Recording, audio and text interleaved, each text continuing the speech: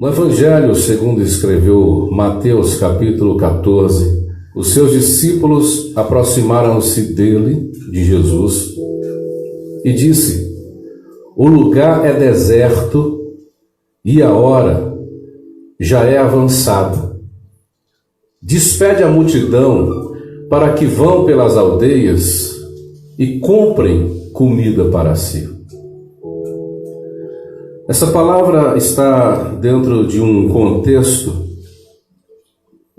em que Jesus está de luto, o coração de Jesus está de luto. João Batista, que é o seu precursor, que é o homem que abriu muitas portas para a chegada do Cordeiro de Deus, do Filho de Deus, com a mensagem do Evangelho do Reino, havia sido morto há pouco tempo. João Batista tinha tido a sua cabeça cortada diante de uma circunstância absolutamente adversa e incompreensível.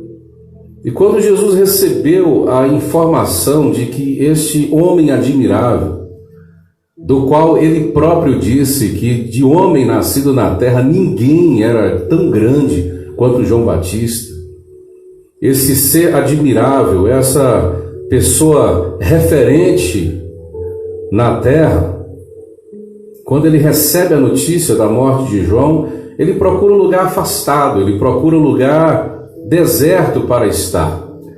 É momento de luto, é momento de contrição. Ele precisava desse tempo de alienação. Ele precisava, dentro da condição humana, refletir um pouco sobre a sua perda, sobre a dor que o coração estava sentindo naquele instante. Por isso Jesus foi para esse lugar deserto. Aquele povo que já estava envolvido com a sua palavra, com a sua mensagem, o povo que, despertado pela ação milagrosa de Deus na vida de Jesus, procura-o de um lado e para o outro e não encontra, sai de canto em canto, até descobrir onde Jesus estava.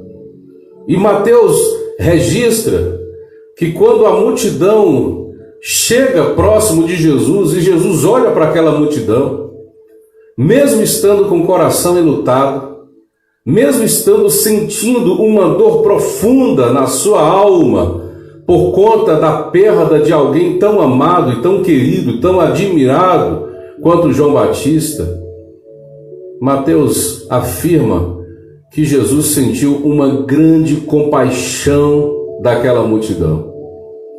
Ele tira o foco, ele tira a atenção, ele tira o lumiar da sua dor, da sua angústia, do seu próprio problema, para poder enxergar a dor, a angústia e o problema daquele povo que está ali em multidão.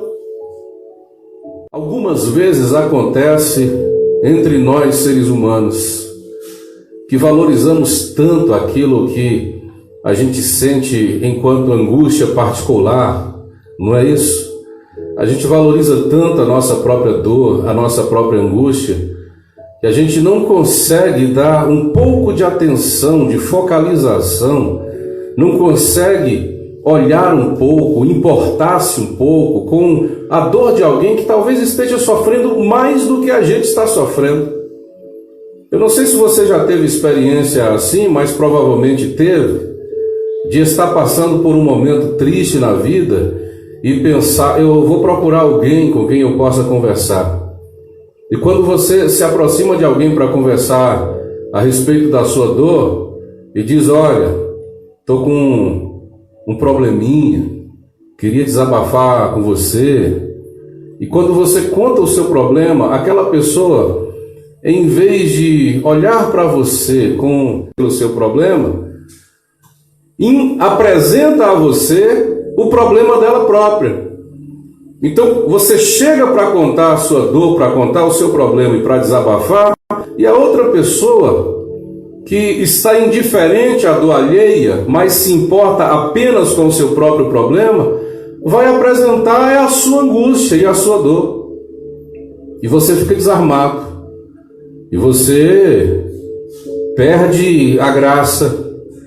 E quando a gente olha para a ação de Jesus aqui diante da multidão, a gente fica impressionado com a graça e com o amor e com o tamanho da empatia que Jesus tem em relação ao problema do próximo, porque mesmo estando com uma dor tão profunda, ele consegue se importar com a dor do outro. Mesmo na cruz, injustiçado, estando morto a duras penas e sem nenhum tipo de merecimento, mesmo com o corpo profundamente dilacerado, com órgãos internos expostos, com o sangue quase que completamente derramado do seu corpo, Jesus se importa com o problema de um ladrão que olha para ele e diz: lembra-te de mim quando entrares no teu reino. E Jesus, com esse olhar gracioso, misericordioso, com esse olhar cheio de empatia, diz: hoje estarás comigo no paraíso. Então, esse Jesus que eu admiro é o Jesus que, mesmo estando em situação de dor, olha para a dor do próximo e se importa com a dor do próximo.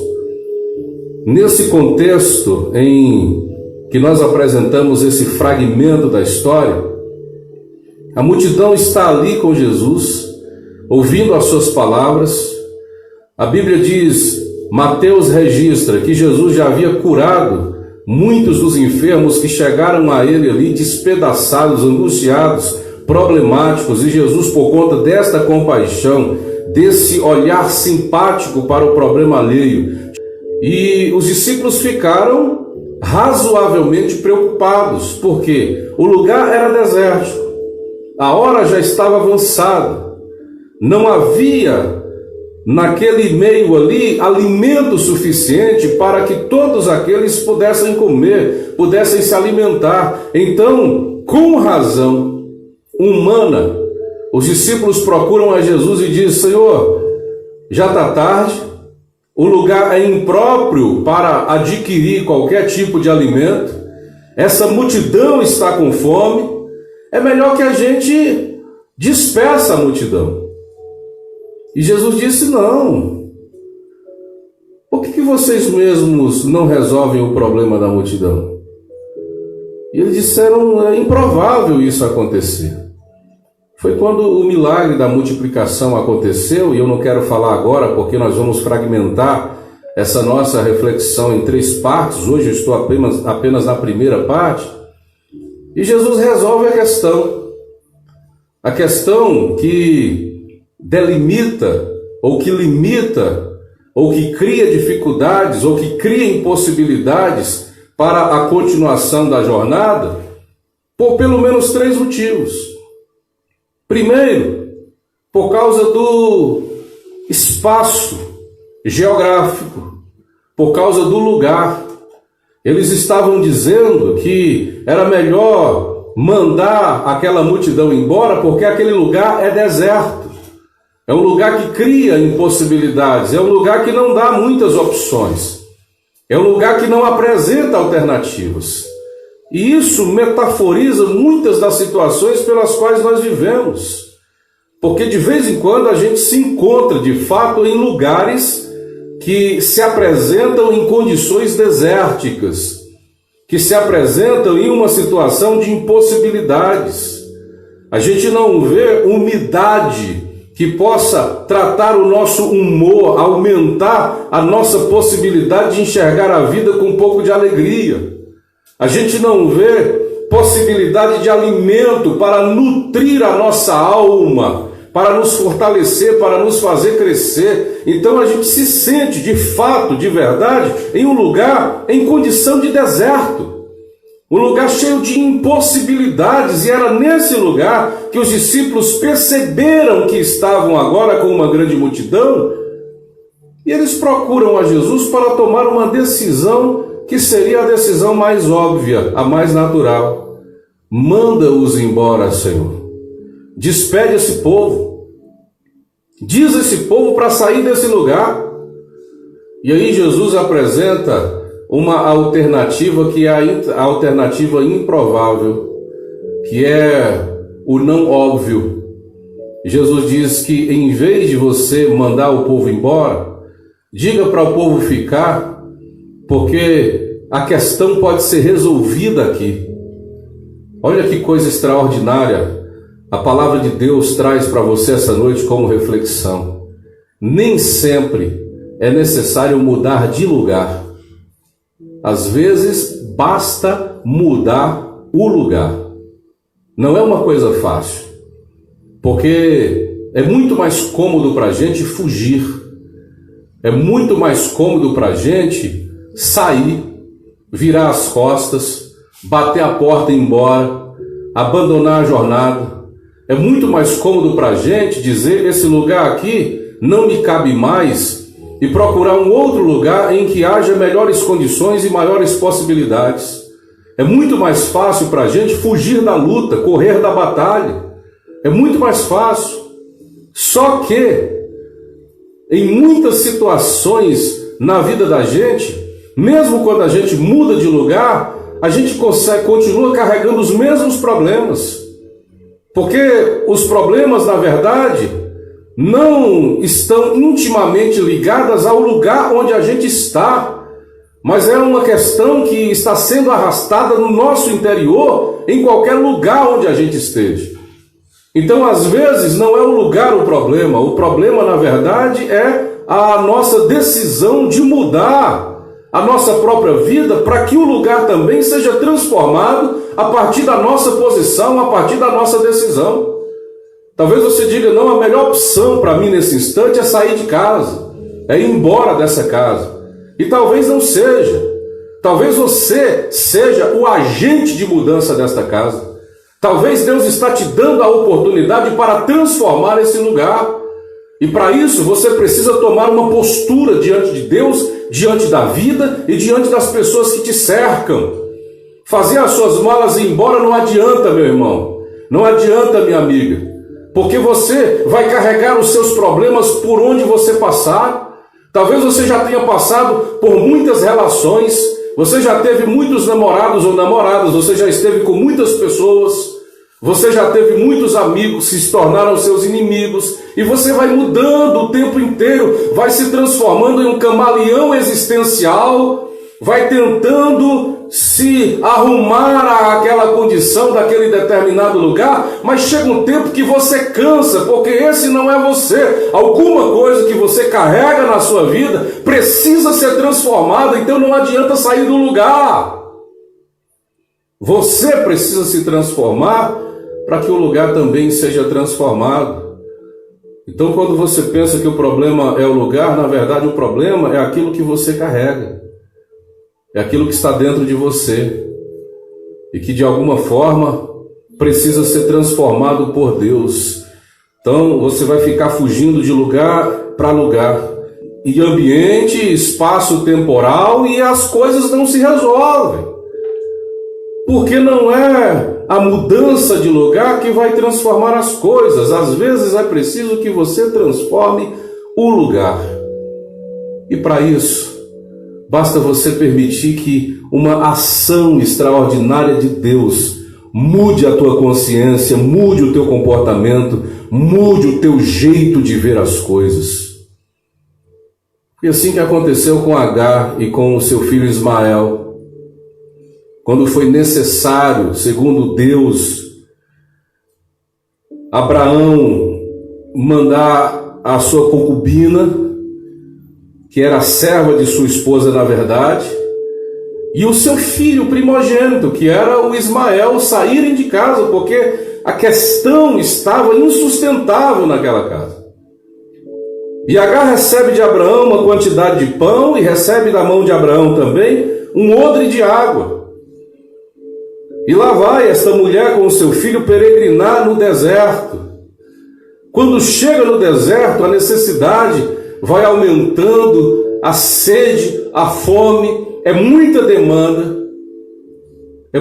demanda para pouca oferta. E aí a água acaba. Quando a água acaba toda a expectativa, toda a esperança de Agar. Quando a água acaba, o coração de Agar perde toda e qualquer possibilidade de transformação. E o que ela faz? Coloca o seu menino debaixo de um pé de zimbro, e o escritor do Gênesis, que provavelmente é Moisés, diz que ela se afasta um tiro de arco, porque ela dizia: eu não quero ver o meu filho morrer. E é interessante o tanto que ela se afasta, porque é um tiro de arco, então é um lugar ainda alcançável. Ela se afasta, mas ela se mantém em um lugar alcançável. Ela corre para não ver o filho morrer, mas ela está no lugar onde ainda há possibilidade de conexão. Você foge, mas não foge. Você tenta ir embora, mas não consegue ir embora. Até que quando ela levanta a sua voz chorando, o texto diz que o anjo do Senhor diz: Agar, por que você está chorando? Para que esse desespero? Deus ouviu a voz do menino desde o lugar onde ele está. Eu gosto quando a palavra lugar é colocada aqui, porque ele está no deserto, no lugar de impossibilidades, e é nesse lugar que Deus está mostrando para Agar as possibilidades de transformação. O que o texto diz é que o Senhor abriu os olhos de Agar e ela enxergou um poço de água. Era a fonte da vida para Agar. O que a Bíblia diz é que ela enxergou, ou seja, o poço já estava lá. Deus não fez o milagre para que o poço aparecesse, o poço estava lá, mas a angústia, o desespero do coração de Agar era tão grande que ela não conseguiu enxergar, os olhos se fecharam para as impossibilidades naquele lugar. Se ela pudesse fugir de lugar, ela fugiria. Mas não, o problema não é o lugar, o problema é o olhar de Agar que está fechado, impossibilitando ver vida. Você entende isso como palavra de Deus para o seu coração? Não é o lugar, querido, é o teu olhar. Você que não consegue enxergar, tem tanta coisa, tanto pequeno milagre de Deus acontecendo ao seu redor, tem tanta porta aberta, mas você não consegue enxergar. Essa noite Deus está dizendo: não é o lugar que precisa ser deixado para trás.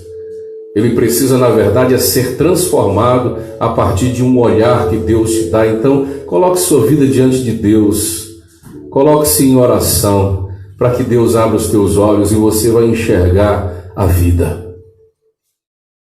É o momento da nossa reflexão. Gostaria que você continuasse pensando um pouco comigo sobre uma temática que nós começamos a discutir ontem à noite.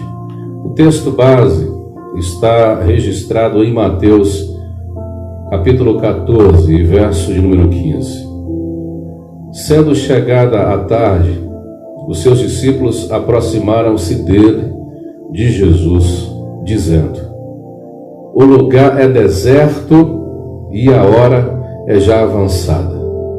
Despede a multidão, para que vão pelas aldeias e comprem comida para si. Ontem nós falamos aqui que há, nessa situação contextual, alguns elementos que são limitadores de continuação dessa jornada que era tão rica e tão especial nesse momento, não só para Jesus, não só para os discípulos, mas também para esta grande multidão que está aqui buscando Jesus para a solução de vários problemas e, sobretudo, para um crescimento na sua espiritualidade. Eu disse ontem que Jesus estava em luto e, mesmo assim, ele esquece a sua dor, a sua angústia, a sua preocupação pessoal e se comove ao ver aquela multidão cheia de circunstâncias adversas que Jesus, naquele momento, percebe que podem ser circunstâncias e dores maiores do que aquele próprio estava sentindo. E ele resolve abençoar esta multidão, até que, num determinado momento do dia, os discípulos percebem: o lugar é deserto, a hora é avançada, não há alimento para tantas pessoas e elas precisam ir embora para comprar a sua própria comida. E os discípulos procuram a Jesus para falar a respeito disso, a respeito dessas impossibilidades, dessas adversidades que estavam causando um contratempo naquele momento especial para todos eles. E Jesus diz que eles deveriam ficar ali e resolver aquelas questões. E nós apresentamos a princípio, ontem, o primeiro elemento delimitador, que foi o elemento espacial, ou seja, o lugar onde eles estavam era um lugar impróprio, era um lugar inadequado, era um lugar que, na razão, deveria ser abandonado, deveria ser deixado para trás. E ontem nós falamos que nem sempre é preciso mudar de lugar. Na maioria das vezes, o que é necessário mesmo é mudar o lugar. Ou seja, as transformações, elas não acontecem numa fuga, numa mudança de lugar para lugar, porque há coisas que a gente carrega para qualquer lugar onde a gente for. Hoje eu quero falar sobre o segundo elemento delimitador, que é o elemento temporal. A hora era avançada.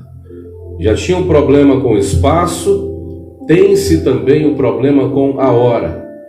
O tempo não era mais adequado, não era mais suficiente para se resolver certas questões. Hora avançada pode falar de muita coisa na vida da gente. E eu, especialmente, quando falo a respeito disso, eu começo a sentir uma emoção profunda no meu coração, porque muitas coisas na minha vida começaram tarde. Algumas começaram até cedo, mas outras coisas na minha vida começaram bastante tarde. Não só porque eu deixei, mas porque talvez eu não tenha percebido, talvez porque eu não tenha me atentado para o tempo, e quando eu me dei por mim, quando eu me apercebi da situação, algumas coisas pareciam ser tão tardes para começar.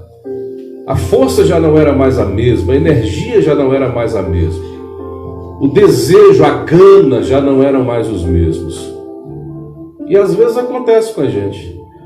A gente percebe que o tempo passou e há situações que precisam ser mudadas, há coisas novas sendo apresentadas para a gente, há mudanças que precisam ser efetuadas na nossa vida, só que a gente acha que não dá mais tempo, que já é muito tarde.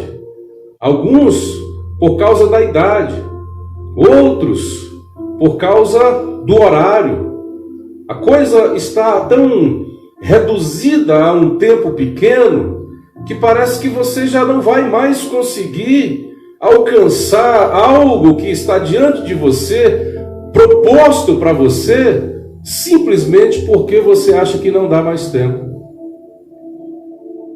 Outro dia eu me emocionei muito com uma canção que é muito ouvida por um professor que eu tive de semântica no curso de letras, e ele é muito apaixonado pela banda Pink Floyd, né? E tem uma música especial que é a música Time, Tempo. E nessa música o autor vai falar sobre este jovem que acha que tem muito tempo, que ainda tem muito tempo para matar, que tem muito tempo para gastar. Só que chega um momento da vida dele que ele descobre que 10 anos ficaram para trás. E quando ele descobre que ele perdeu 10 anos e que ninguém disse a ele que já era tempo de correr, e ele perdeu o tiro de largada, então ele começa a correr desesperadamente atrás do sol. Mas o sol está se pondo, e ele diz que o sol está fazendo volta atrás desse jovem para poder nascer de novo, de uma maneira relativa, mesmo sendo o mesmo sol. Só que o sol é o mesmo, mas aquele que perdeu 10 anos já não é mais o mesmo, já é uma pessoa mais velha, já é uma pessoa com menos fôlego, e já é uma pessoa com um dia mais perto da morte. E eu comecei a pensar sobre a minha história, sobre a minha vida, e de algumas coisas que começaram tarde para mim, que eu achava que estava muito tarde para fazer, que estava muito tarde para realizar, que o tempo era curto, não era suficiente. E Deus me fez perceber que não é tarde, que ainda era possível, que ainda dava para, mesmo não podendo recuperar todo o tempo perdido, pelo menos recuperar parte desse tempo. Ainda era possível fazer algumas coisas que não foram feitas por conta da displicência. Ainda dava para produzir algumas realizações que estavam naquele momento sendo produzidas por muitos jovens, e eu já numa idade um pouco maior do que aqueles jovens, parecia estar desconectado daquela circunstância, daquele contexto todo, mas Deus me fez entender que ainda não era tarde, que ainda era possível. Eu sei que estou falando para algumas pessoas esta noite que talvez estejam dizendo: eu já estou muito velho para isso, eu já estou muito velha para isso. Eu já perdi muito tempo. Tem muita gente que começou a correr primeiro do que eu, já está bem adiantado na vida. E essa noite, Jesus nos dá uma lição extraordinária. Ele nos mostra que quando há uma manifestação de Deus, quando há uma intervenção de Deus, quando há uma interferência de Deus, nunca é tarde. Porque o tarde pode ser exatamente o tempo de Deus. Porque o tempo de Deus, em muitas circunstâncias, é muito diferente daquele tempo nosso. Nós estamos vivendo nesse tempo linear, limitado a uma linha contínua. E Deus não. Deus está além desse tempo, e Deus sabe de todas as coisas, e conhece todas as coisas. E Ele sabe que você ainda pode realizar muitas coisas. É por isso que essa noite, essa palavra de Deus chega ao teu coração para mostrar para você que não é tarde, que é possível. Ainda dá tempo fazer algumas coisas que você não fez. Ainda dá tempo para perdoar pessoas que você não perdoou. Ainda dá tempo, claro, que no momento devido, abraçar pessoas que você ainda não abraçou, beijar gente que você ainda não beijou. Ainda dá tempo procurar pessoas que talvez tenham buscado a sua ajuda, você não ajudou, o tempo passou, e essa pessoa talvez ainda precisa de você, mas você diz: agora não, já é tarde. É um momento que já passou, que está fora de contexto. Deus está dizendo não. Procure essa pessoa quando for possível e realize aquilo que para você está fora de tempo, porque o tempo de Deus é esse. A hora de Deus é esta, mesmo parecendo para você ser tão fora de tempo. E a gente vai encontrar tantos exemplos na Bíblia, nos nossos textos sagrados, de situações que pareciam estar absolutamente fora de tempo, de circunstâncias em que o ponto final já estava quase cravado, e de repente Deus chega e a história começa de novo. Porque o pouco tempo para Deus é suficiente para grandes realizações. Ouça isso. O pouco tempo para Deus é suficiente para grandes realizações. Deus é o Senhor do tempo, é o Deus do Cronos, é o Deus que sabe controlar todas as coisas.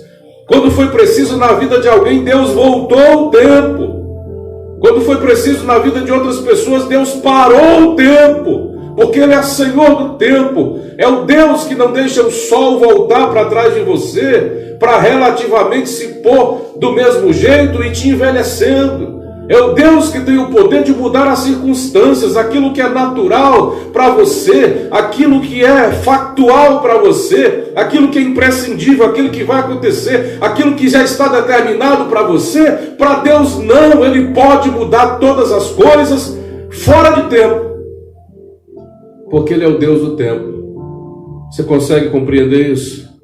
Então não é tarde. Se você disser: eu tenho apenas um dia de vida, ainda não é tarde.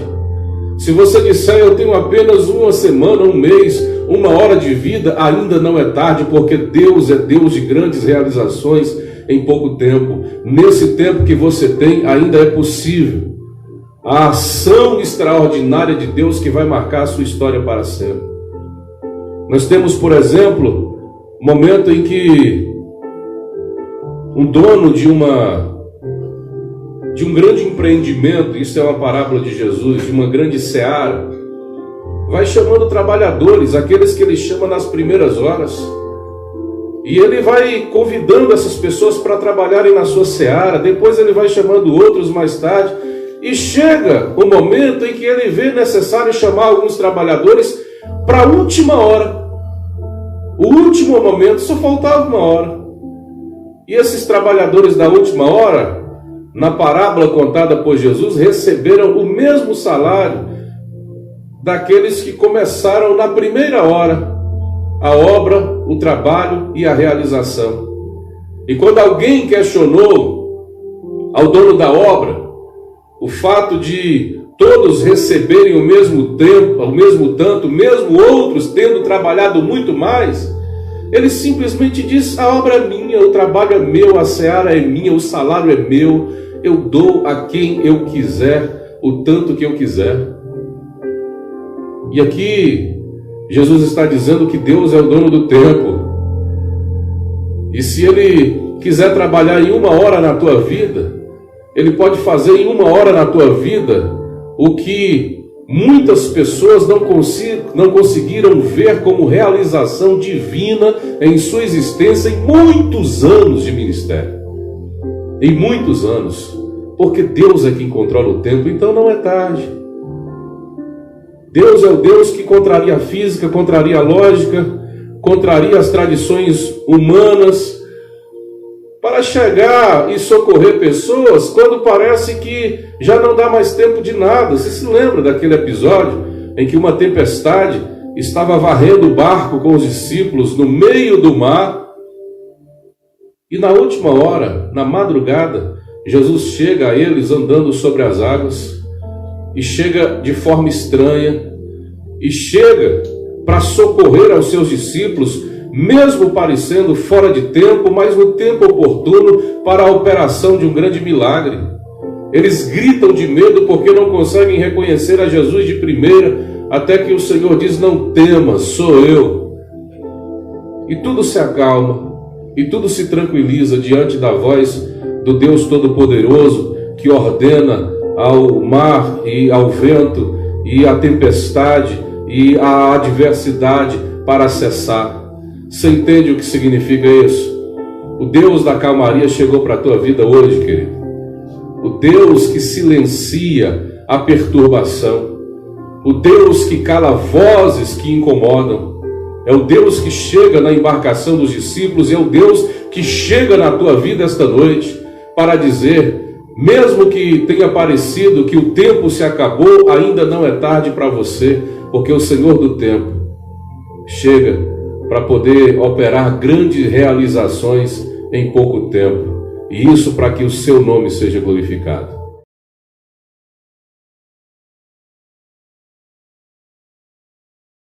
Falamos na primeira parte da nossa reflexão que há aqui 3 limitadores para a continuidade desse processo de crescimento espiritual no qual estão os discípulos e a multidão que acompanhavam a Jesus. 3 limitadores. O primeiro limitador é o lugar. Então, está ligado à esfera espacial, ao espaço geográfico. O lugar deserto estava criando dificuldades para que esse processo de crescimento dos discípulos e da multidão tivesse continuidade. O segundo limitador é a hora. A hora já era avançada. Então nós temos um outro problema, que é o problema temporal. Nem sempre a gente tem tempo hábil e suficiente para resolver certas questões na vida, mas nesse texto especificamente, nesse episódio, Jesus mostra que o Deus do tempo, que é o Senhor do tempo, é capaz de transformar pouco tempo em um elemento hábil e suficiente para grandes realizações. E esta noite nós vamos falar sobre o terceiro limitador da continuidade do processo de crescimento dos discípulos e de toda a multidão que seguia Jesus, que é a quantidade. Está ligada à questão numeral. E esta questão numeral está ligada a uma outra questão que é ainda mais complexa, mas é basilar, que é a questão fisiológica. Além de o lugar ser impróprio, além de a hora ser avançada, não havia alimento suficiente para resolver a questão fisiológica daquela multidão. E é por isso que os discípulos preocupados vão até Jesus e vão dizer para ele: Senhor, é melhor despedir essa multidão, porque o pouco tempo que resta para ela talvez seja suficiente para que ela compre alimento nas aldeias próximas.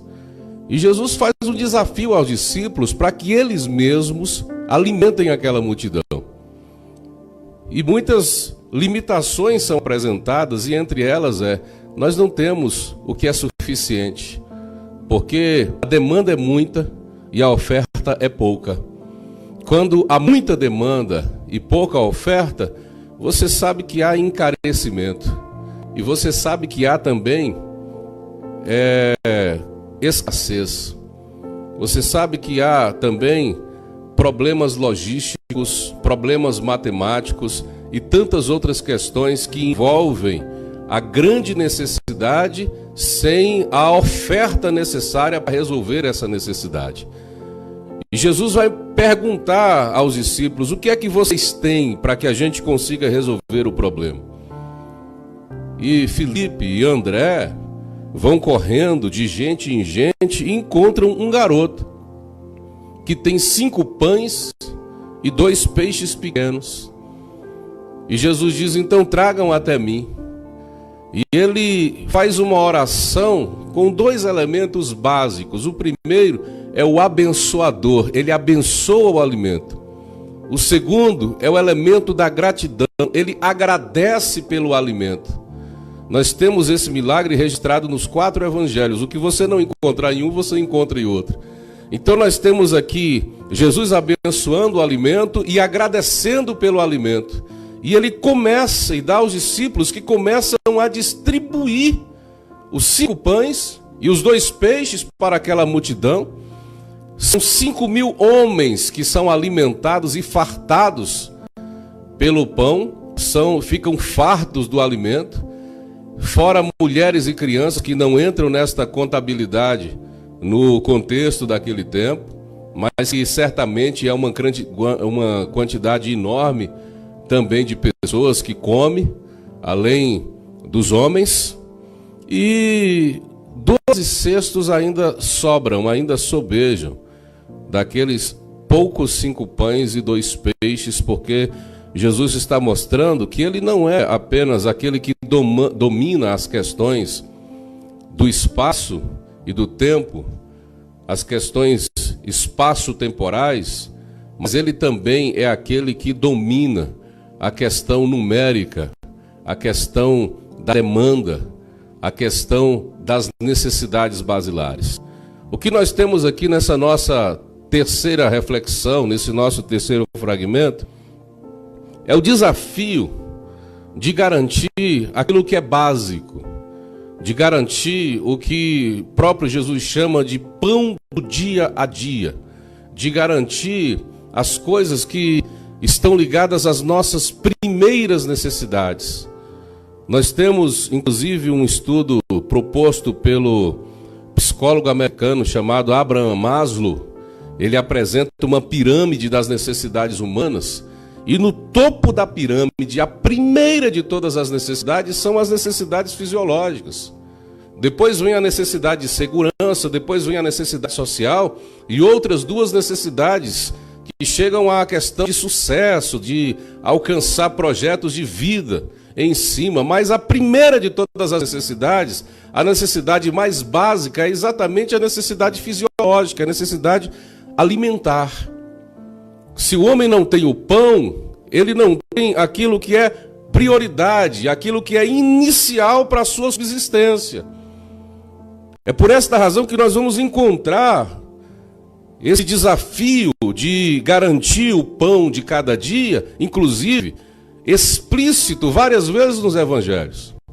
No capítulo 4 de Mateus, por exemplo, Jesus é tentado nesta sua necessidade básica, é a primeira tentação que o diabo utiliza para poder tentar derrubar Jesus, tirá-lo do seu propósito de uma comunhão com Deus e de um jejum apresentado a Deus de 40 dias.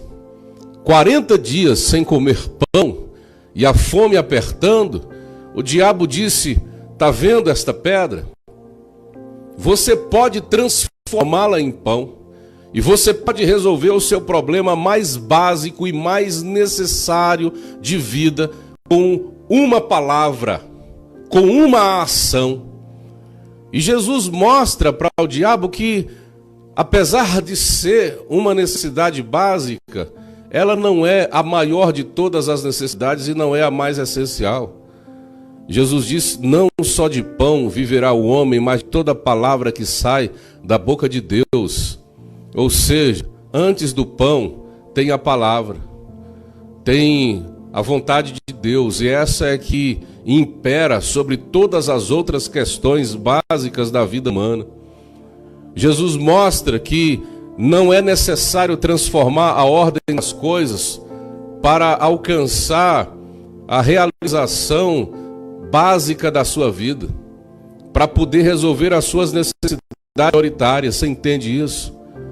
Você não precisa se vender, você não precisa vender a sua crença, você não precisa vender a sua fé, você não precisa vender os teus princípios, você não precisa vender a honra de sua família para ter a necessidade básica. Porque antes da necessidade básica do pão existe a necessidade de fazer cumprir a vontade de Deus na sua vida. E isso que é prioritário. Também no Evangelho está no capítulo 6, Jesus no Sermão do Monte, mostrando aos discípulos que na oração a gente busca de Deus o pão nosso de cada dia, e isso é básico. Depois, no mesmo capítulo 6, Jesus vai apresentar aos discípulos a desnecessidade, permita-me essa expressão, de você se preocupar com o pão que você precisa no dia seguinte. Porque quando você já fez o que tinha que fazer, quando você já se esforçou e quando você chegou ao seu limite, Deus provê o pão de cada dia, Jesus está dizendo. Deus provê o pão de cada dia, porque nem os pardais ficaram sem alimentar-se e sem vestir-se, os lírios do campo não ficaram.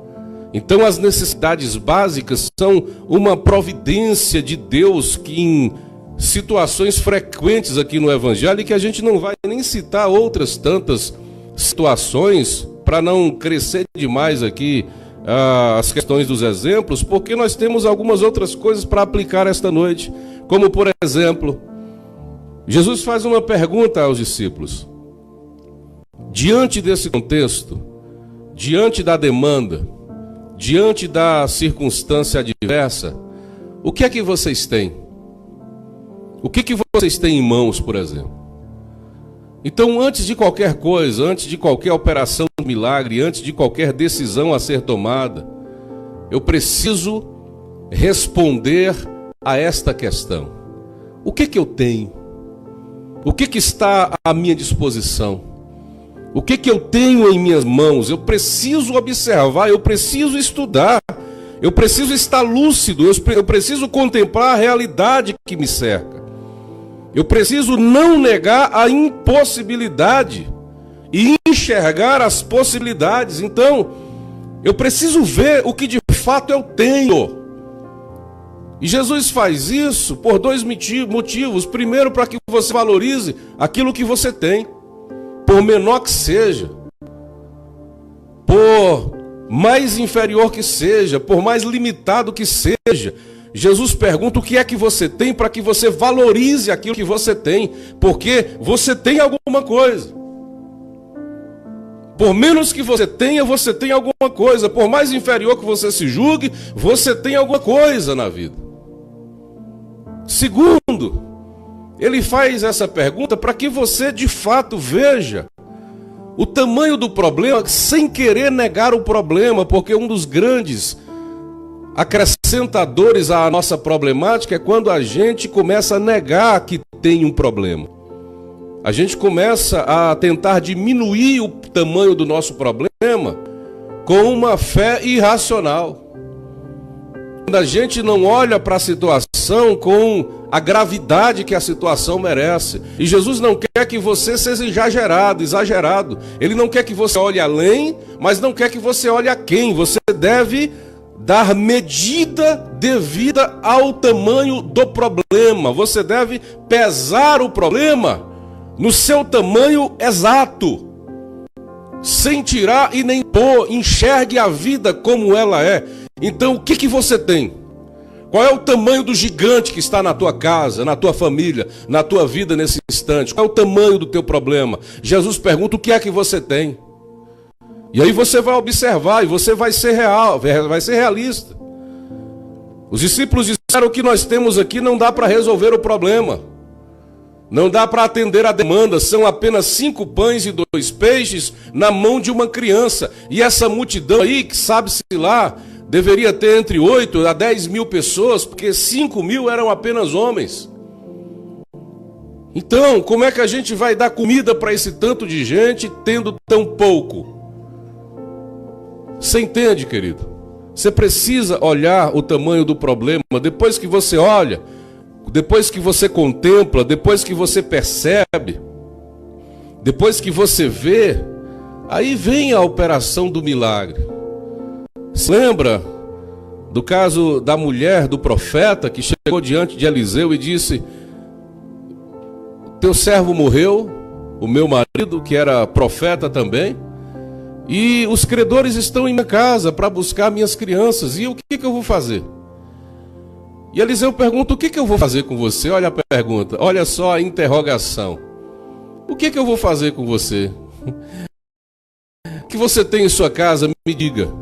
E ela vai reconhecer a situação, ela vai perceber que o que ela tem é muito pouco, e ela vai dizer: olha, eu não tenho muito, o que eu tenho é apenas uma botija de azeite. E o profeta diz: é suficiente. Entra na tua casa e fecha a tua porta, pede vasilhas emprestadas e pega o azeite da tua botija e derrama nas outras vasilhas. O que aconteceu? Milagre da multiplicação. Então, há sempre uma pergunta a ser respondida. O que você tem em mãos? O que você tem em sua casa? Qual é o tamanho do seu problema? Esses ossos poderão reviver, profeta Ezequiel? Quando você não sabe o que responder, faça como Ezequiel: o Senhor é quem sabe. É o Senhor quem sabe da situação. Então nós temos aqui um problema, nós temos uma demanda, nós não temos o suficiente para resolver a questão, e Jesus vai dizer: então façam chegar até mim essa pequena quantidade. Os 5 pães e os 2 peixes chegam diante da presença do Senhor, e como eu disse antes, Ele abençoa e Ele agradece. Por que Ele agradece? Ele não está agradecendo apenas pelo pão que está em suas mãos. Ele está agradecendo antecipadamente, perdoe-me, pelo milagre que vai acontecer, porque toda a multidão será alimentada com aquele pouco elemento que está em suas mãos. Você entende isso? Quem é que tem o poder de agradecer antecipadamente quando o problema está distante das possibilidades racionais de serem resolvidos? Porque na tua razão você sabe que você não tem o que é suficiente. Mas mesmo nesta razão e não sabendo que você tem o suficiente, você seria capaz de agradecer a Deus antes? Você acredita que Deus vai fazer algo na sua vida para transformá-la e para mudá-la, mesmo você sabendo todas as limitações? mesmo o próprio Deus tendo feito você enxergar todos os limites, todas as adversidades, todo o problema no seu tamanho imenso, que é maior do que você, a demanda que é tão grande e você não tem oferta suficiente, você seria capaz de agradecer a Deus pelo milagre, pela realização, pelo que vai acontecer depois? Essa é a pergunta de Deus para o seu coração hoje. Se você acredita, então comece a agradecer agora. Se você acredita que pode haver transformação, comece a agradecer a Deus agora. Se você acredita que o milagre vai acontecer na tua casa, na tua família, na tua vida, comece a agradecer a Deus agora pelo milagre.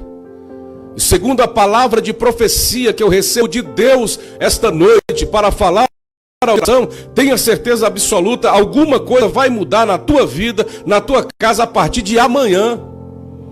E na semana que vem, você vai ver a realização completa deste milagre de Deus em tua casa, em tua vida.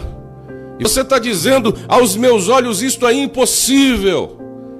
Mas para Deus não é impossível. O Deus que cuida do espaço e do tempo é o Deus que cuida da quantidade. É o Deus que multiplica, é o Deus que opera milagres e é o Deus que está olhando para a tua causa esta noite, que contempla a tua situação esta noite e que vai operar o milagre na tua vida esta noite. Eu creio nisso. E é crendo nisso que eu quero orar com você nesse instante, por favor. Pai, nós oramos a Ti, porque nós cremos no Evangelho, cremos na Tua Palavra, cremos que o Senhor é o Deus que continua a realizar, a operar grandes milagres. E é por isso que hoje nós nos apresentamos a Ti esta noite com o nosso coração tão tranquilo, tão livre, para poder falar esta palavra, para poder operar a profecia do Senhor como um oráculo de Deus em vidas que estão nos acompanhando nesse instante pelas lives. Confirma, ó Deus, a palavra do Espírito Santo na vida dessas pessoas e glorifica o Teu nome em cada uma delas. É a nossa oração sincera, é o nosso pedido cheio de gratidão, em nome do Senhor Jesus.